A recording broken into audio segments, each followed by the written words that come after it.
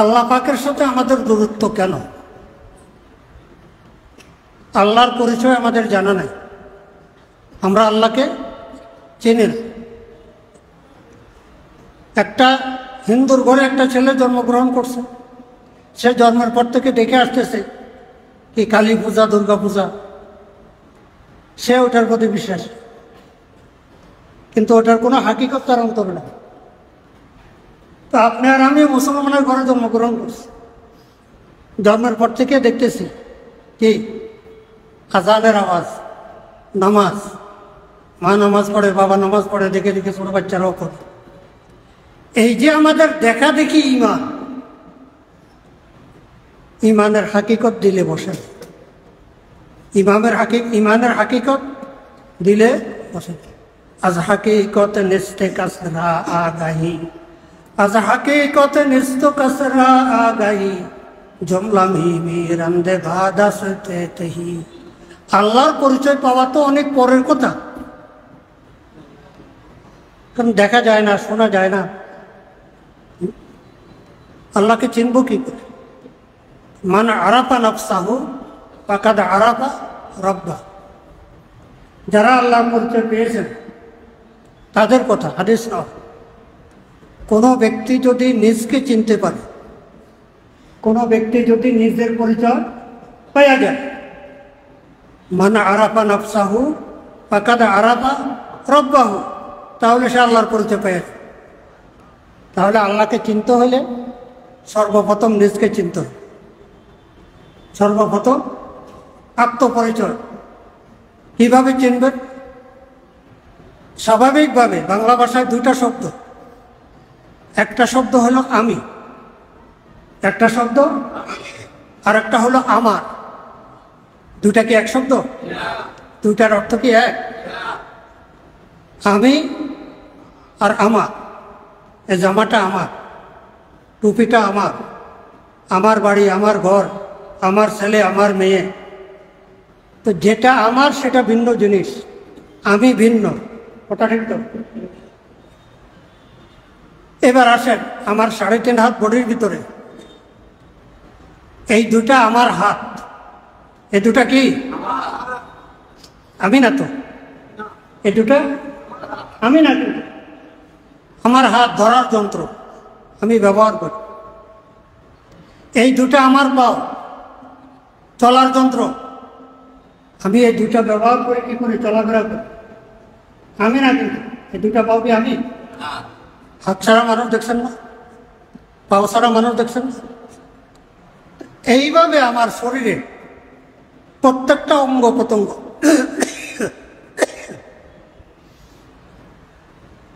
আমার পেট, আমার পিঠ, আমার রক্ত, আমার মাংস, আমার কলিজা, আমার গুর্দা, অস্থলের মধ্যে সব তো তোমার। সব কি তুমি? কই তুমি? কই কি লয়া বাহাদুরি করো? বাহাদুরি কি লয়া করো? তোমার অস্তিত্বই নাই। হ্যাঁ, তুমি বাহাদুরি করো। মোল্লারা কি বুঝো, কি বুঝে? সবাই বুঝছো, তোমরা কি বুঝো? আসো, কি বুঝছো? কতটুকু বুঝছো? কি লয়া তো লাফালাফি করো? ওজুদে মা মুআম্মা ইস্তেহাফেজ, ওজুদে মা মুআম্মা ইস্তেহাফেজ, কে তাহকিকাশ ফসুনাस्तो ফেসানা, কে তাহকিকাশ ফসুনাस्तो ফেসানা। হাফেজ সিরাজি বলেন, আমার আর তোমার অস্তিত্ব যেটা আমি আমি আমি, এটা একটা গোলক দাদা। মুআম্মা বলা হয় ওই রহস্য, অনুদ্ঘাটিত রহস্য, অনুদ্ঘাটিত রহস্য। সমুদ্রের একটা জায়গায় কোনো স্টিমার যেতে পারে না, কোনো প্লেন উপর দিয়ে যেতে পারে না। কেন? কেন তালাশ করে কেউ পায় না। এটা যেমন অনুদ্ঘাটিত রহস্য, আপনার আমার অস্তিত্বটাই অনুদ্ঘাটিত রহস্য। আপনার আমার অস্তিত্বই তালাশ করে পাই না, পাওয়ার মতো না, চেনার মতো না। সেখানে আল্লাহকে, আল্লাহ পাক এই রূহটা আপনাকে আমাকে দিয়েছেন আল্লাহওয়ালা হওয়ার জন্য। কিসের জন্য? আল্লাহওয়ালা হওয়ার জন্য। আমরা গাড়িওয়ালা, বাড়িওয়ালা, টাকাওয়ালা, পয়সাওয়ালা, ক্ষমতার দাপটওয়ালা হওয়ার চেষ্টা না করি, আল্লাহওয়ালা হওয়ার চেষ্টা করি, আল্লাহওয়ালা হওয়ার চেষ্টা করি। লাভ কি হবে? লাভ কি হবে? মান লাহুল মাওলা ফালাহুল কুল। আহা, আমি পৃথিবীতে কিছুই পাইনি, আল্লাহকে পাইছি, আল্লাহকে পাইছি। আমার মতো বড় ধনী আর কেউ।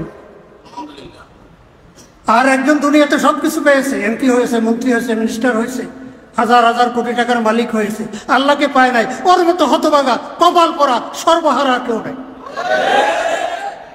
এজন্য আমরা সকলে চেষ্টা করব আল্লাহ আল্লাহ ওই দুনিয়ার থেকে যাওয়ার জন্য চেষ্টা করব। আল্লাহ পাক আমাদেরকে তৌফিক দান করেন। তো আল্লাহ পাক রব্বুল আলামিনের পক্ষ থেকে প্রথম নেয়ামত পাইলাম, শিগাল কুকুর না বানাইয়া মানুষ বানাইছে।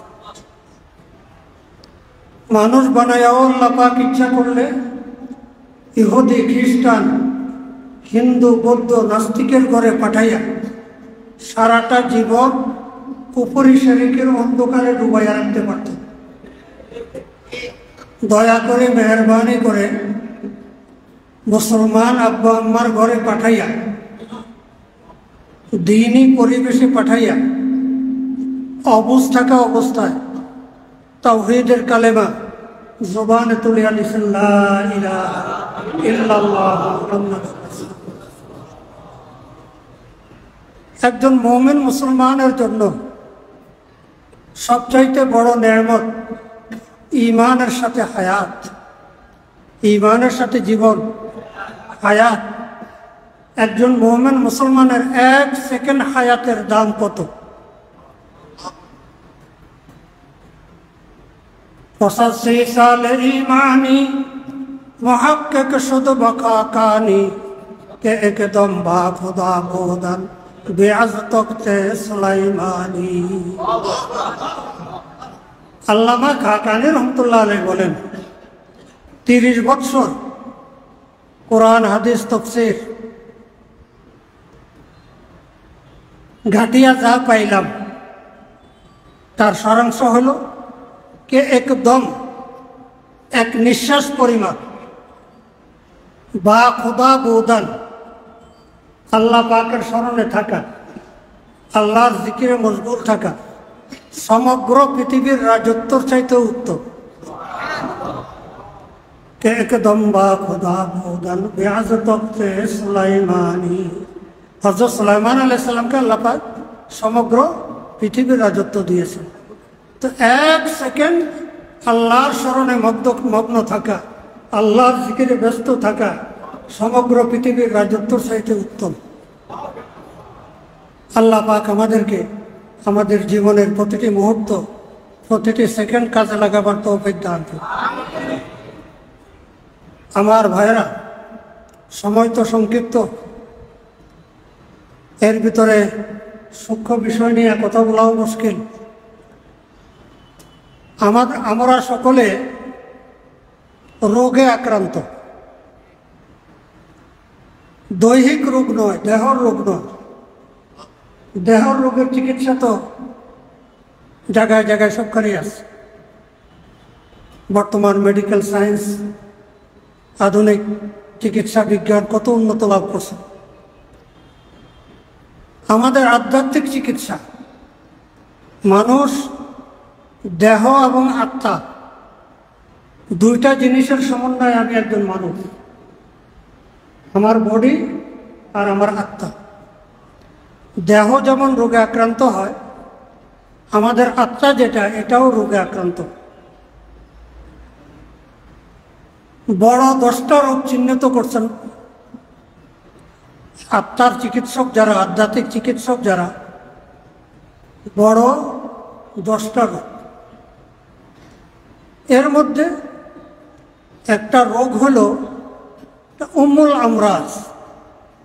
এই রোগটা যার ভিতরে থাকবে সে অন্য কোনো রোগ থেকে বাঁচতে পারবে না। সেটা হলো হুব্বুদ দুনিয়া, দুনিয়ার আকর্ষণ, দুনিয়ার লোভ লালসা। হুব্বুদ দুনিয়া রাস কুল্লি খাতিয়া।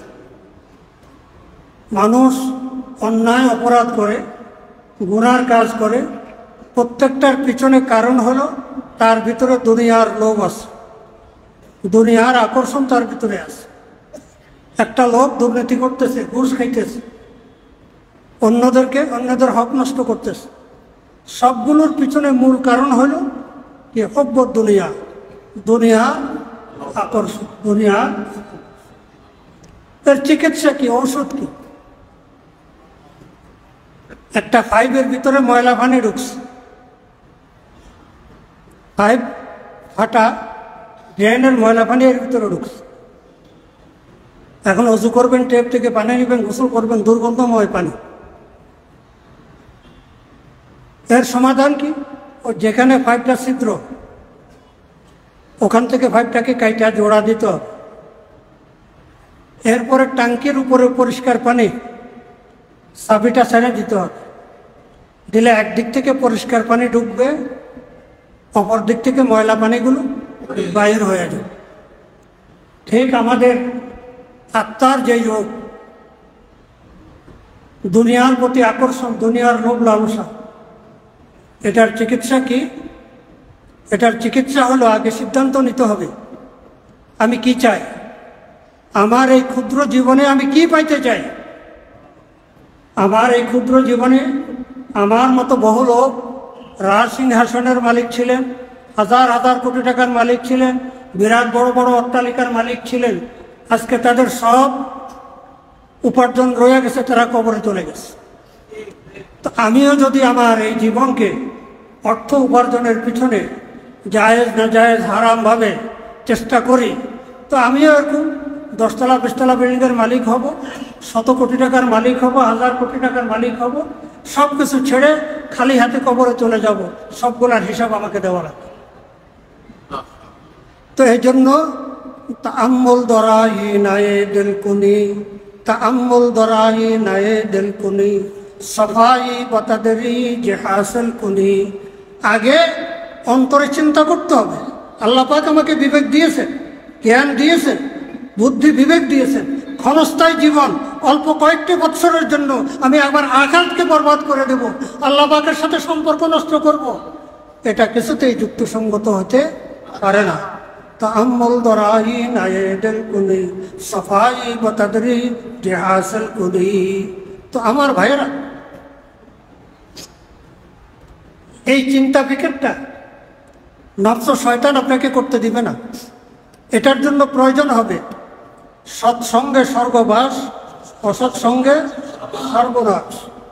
সবসময় চেষ্টা করবেন আপনার নিজের চাইতে ভালো একজন লোকের সাথে চলতে, ওঠা বসা চলাফেরা। আর একজন আল্লাহওয়ালা আলেম, একজন আল্লাহওয়ালা আলেম, আমি কারো নাম বলবো না, তাহলে বলবে যে অমুক অমুকের দালালি করে। এই জমিনের বুকে আল্লাহওয়ালার অভাব নেই, জমিনের বুকে অভাব নেই। আপনার যাকে ভালো লাগে, উজানে ভালো লাগে উজানে যান, চরমনায় ভালো লাগে চরমনায় যান, যাইতে শুনতে তো আপত্তি নাই, যান শুনে একজন হক্কানি আলেম বুজুর্গের সাথে সম্পর্ক রেখে আল্লাহর কাছে দোয়া করতে থাকে, আয় আল্লাহ আমার অন্তর থেকে দুনিয়ার আকর্ষণ, দুনিয়ার লোভ লালসাটা বাইর করে দাও, আর তোমার মহব্বত, তোমার আকর্ষণ আমার দিলের ভিতরে ঢুকাই দাও। একদিক থেকে আল্লাহ পাকের মহব্বত ঢুকবে, অপর দিক থেকে দুনিয়ার গান্দা মহব্বত দিল থেকে বাহির হয়ে যাবে। মান আহাব্বা শাইআন আকসারা যিকরাহু, যে যাকে ভালোবাসে সে তার আলোচনা বেশি করে। তো আল্লাহর ভালোবাসা পাইতে হলে আল্লাহকে স্মরণ করতে হবে বেশি বেশি, চলতে ফিরতে উঠতে বসতে। লা ইলাহা ইল্লাল্লাহ, লা ইলাহা ইল্লাল্লাহ, লা ইলাহা ইল্লাল্লাহ, লা ইলাহা ইল্লাল্লাহ, লা ইলাহা ইল্লাল্লাহু মুহাম্মাদুর রাসূলুল্লাহ।